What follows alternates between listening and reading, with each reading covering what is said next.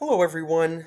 Thank you for taking the time to be here today. My name is Garcia, and I am the Indiana Outreach Director with Faith in Place.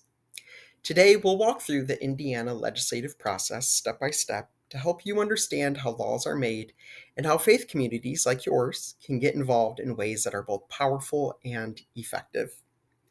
Now, I love Schoolhouse Rock, and a lot of this information will be reminiscent of those fun videos. Fortunately for everyone on here, I will not be singing. Here's what we'll cover together today. First, how the Indiana legislative process works in simple, accessible steps. Then, how to follow a bill from start to finish. Or we'll review what 501c3 organizations legally can and can't do when it comes to advocacy and politics. Finally, we'll explore specific ways faith communities can engage in civic life and make a difference.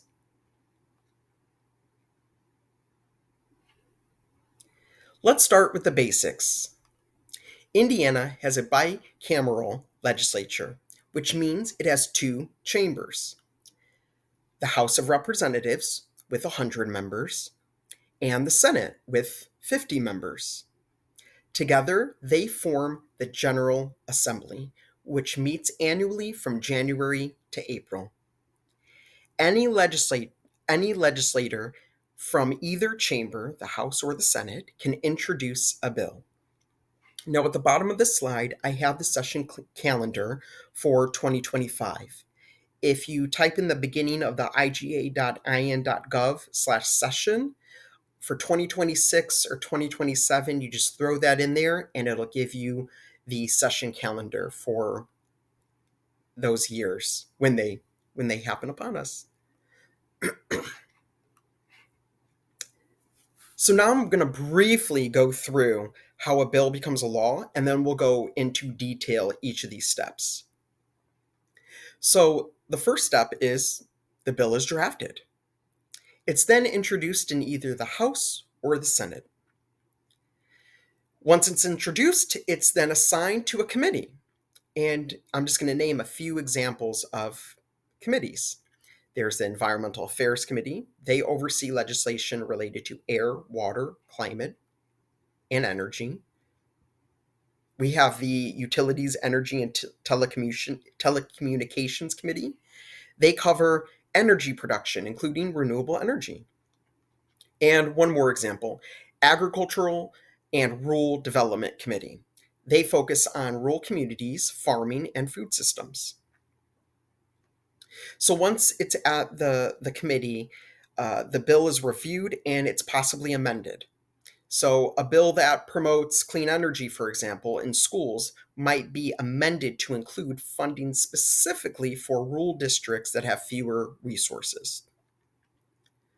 Once it gets out of committee, well, it's reviewed and then possibly amended and out of committee, it's voted on by the full chamber. That's either the House or the Senate, wherever it started. It's then sent to the other chamber for the same process. Now, if versions of the bill differ, a reconciliation process begins. Once that's done, it's then sent to the governor for final action. So let's go through each of these steps one by one. If I wanted to sing Schoolhouse Rock, this is where I would start. But again, I'm saving you that terror. So every bill starts as an idea. It could come from a legislator, an organization, a constituent, or even a faith leader. The legislator works with legal staff to draft it into formal bill language. These ideas often come from concerns within the community, like environmental justice or climate action.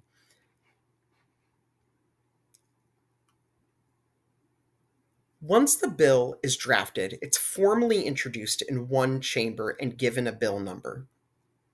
House bills start with HB, and Senate bills start with SB.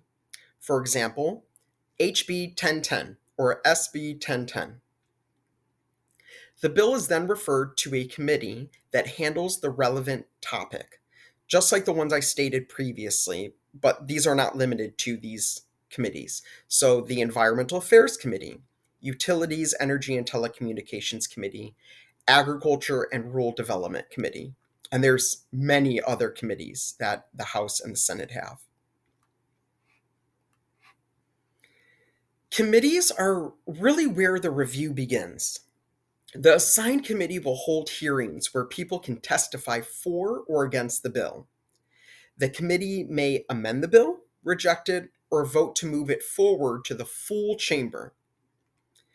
And if you ever want to watch these committees, I have the link here where you can live stream committee meetings. If you've never seen one, I watch it because it's really interesting to see all the various perspectives and the debate that is held.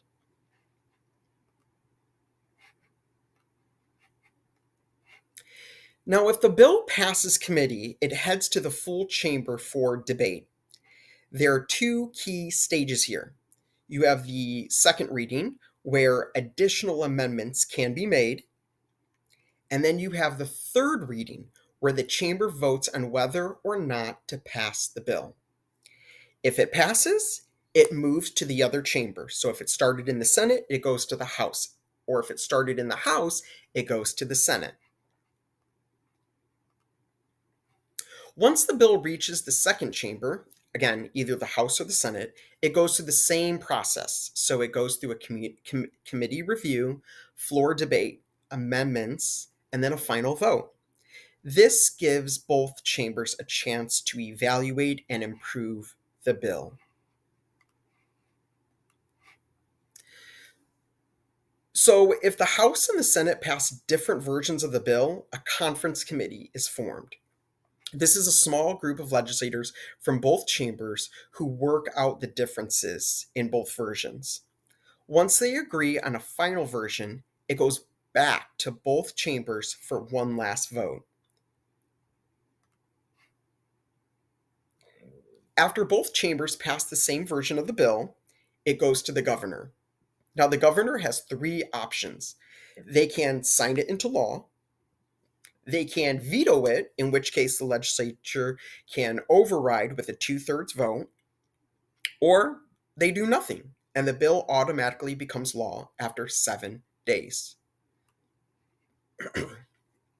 So now let's look at a real-world style example to tie all of this together.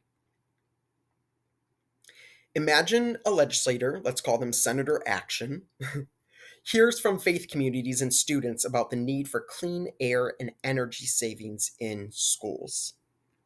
They draft the Clean Energy Schools Act, proposing grants for solar panels.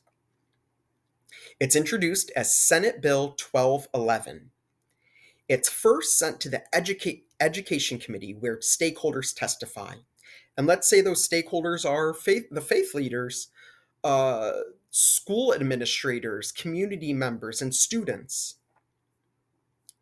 The committee decides that they want to add an amendment for rural schools. So Senator Action, they did all of that work, and let's say it passes in the Senate. The bill then moves to the House, which adds a new funding source. So this is a variation to the original bill. So we have two versions right now, the House version and the Senate version. A conference committee reconciles those two differences, and then the governor signs it into law. This is an example that shows how collaboration, input, and advocacy shape the law-making process. So how can you engage in this process? First, know who your state legislators are. And I have links right here under Know Your State Legislators. You click on that, you put in your zip code, and it tells you who your state legislators are. Second thing, track bills on issues that you care about. And I have that link here as well that'll show you all the bills that have gone before either the Senate or the House this past year. Attend committee hearings or submit public comments. If you're able to and have the time, watch some of these committee hearings. They're live streamed. You can hear the debate. It's somewhat exciting. It's not boring, trust me. And if you're able to submit public comment for a bill, the website is there as well. And most importantly, connect with advocacy groups like Faith in Place who can help you stay informed and organized during the General Assembly. So, one of the questions I get asked often is um, what can we do as a 501c3 when it comes to advocacy? So, what's allowed?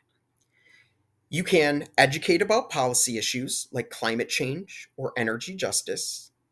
You can encourage civic participation like voting or contacting legislators.